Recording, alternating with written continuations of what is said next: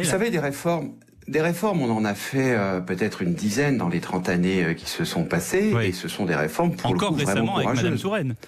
Oui, et il y en a eu. Et vous savez, la dernière réforme Agirc-Arrco, la CFE-CGC l'a signée. Et pourtant, croyez-moi, c'était pas très facile de s'engager là-dessus. Donc, vous savez, nous, on a un bon bilan en termes de respect des équilibres. Moi, je pense que ce sont les systèmes complexes qui nous permettent le mieux d'aborder les situations de crise les plus difficiles. Un système unique par point, nous le connaissons très bien. C'est ce qui existe quelque part en Europe du Nord, en Suède. C'est ce que les Belges ont refusé. C'est un système qui n'est pas flexible et qui s'adapte très très mal aux crises économiques. Pourquoi ? Et qui a pour conséquence la baisse des pensions.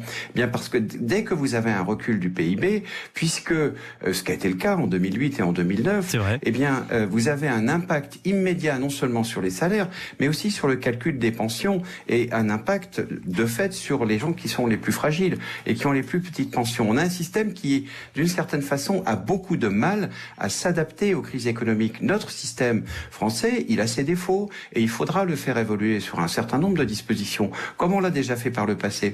Mais par contre, il a une capacité beaucoup plus résiliente à absorber les chocs économiques, à prévoir aussi les vagues démographiques, c'est extrêmement important.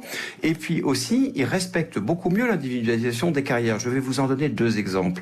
Les carrières progressives. Nous sommes très attachés à la CFE-CGC, à cette notion de carrière dite ascendante ou progressive, qui sont des gens qui rentrent à des bas niveaux de salaire dans l'entreprise, qui s'impliquent, qui deviennent techniciens, agents de maîtrise, parfois cadres, et qui donc ont une retraite qui est mieux valorisée par le fait qu'on prend en compte les 25 meilleures années. Dès l'instant que dans un système à points, nous n'avons pas de garantie d'un taux de conversion des meilleures années sur le niveau de la retraite, eh bien, il y a un risque important à ce que ces gens-là, qui ont d'une certaine façon prouvé leur implication dans la société et dans le travail, s'ils n'ont pas de meilleure garantie qu'ils auront une retraite en proportion de leur dernier revenu, eh bien, effectivement, c'est un peu un problème.